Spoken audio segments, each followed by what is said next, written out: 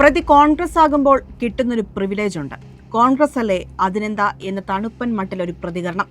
അതോടെ തീർന്നു എല്ലാ സോഷ്യൽ ഓഡിറ്റും വിചാരണകളും. കഴിഞ്ഞ ഒരു മാസമായി ഇന്ത്യയിലാകെയും വിശേഷിച്ച് ഡൽഹി പരിസരത്തും ഓടിക്കൊണ്ടിരിക്കുന്ന കോടികളുടെ അഴിമതി ആരുടെയെങ്കിലും ശ്രദ്ധയിൽപ്പെട്ടോ?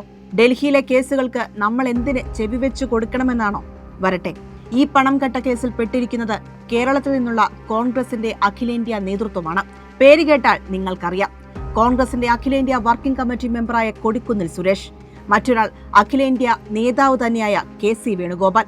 പട്ടികയ്ക്ക് PA-മാരുടെ പേരടക്കം വലിയ നീളമുണ്ട്. സംഭവം ഇങ്ങനെയാണ്. ഹരിയാന നിയമസഭാ തെരഞ്ഞെടുപ്പിൽ ഒരു സീറ്റ് അവിടുത്തെ മഹിളാ കോൺഗ്രസ് നേതാവ് സുചിത്രാ ദേവിക്ക് നൽകാൻ തീരുമാനമായി. പക്ഷെ പണം നൽകണം.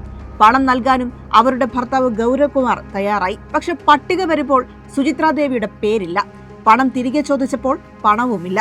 ആകെ 7 കോടി രൂപയാണ് നൽകിയത്. അതിൽ 4 കോടി നേതാക്കൾക്കും 3 കോടി നേതാക്കളുടെ സ്റ്റാഫിനും നൽകി.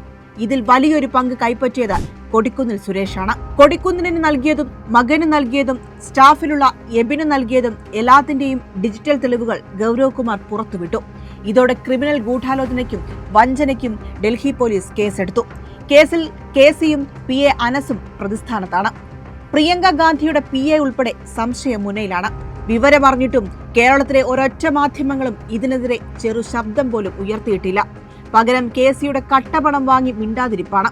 ഇതേക്കുറിച്ച് കൃത്യമായ അറിവുണ്ടായിട്ടും ഖാർഗെയും രാഹുലും മൗനി ബാബകളായി ഇരിപ്പാണ്. സീറ്റിന് കാശ് ഹരിയാനയിൽ തീരുന്ന പ്രശ്നമല്ല. സമീപകാലത്ത് നിയമസഭാ തെരഞ്ഞെടുപ്പുകളിലെല്ലാം കോൺഗ്രസ് ഈ പേയ്മെന്റ് സെറ്റ് പദ്ധതി നടപ്പിലാക്കിയിട്ടുണ്ട്. കേരളത്തിൽ വരെ അതിന്റെ അനുരണനങ്ങൾ കാണാം. ആര് മിണ്ടാതിരുന്നാലും ജനം ചോദിക്കുക തന്നെ ചെയ്യും.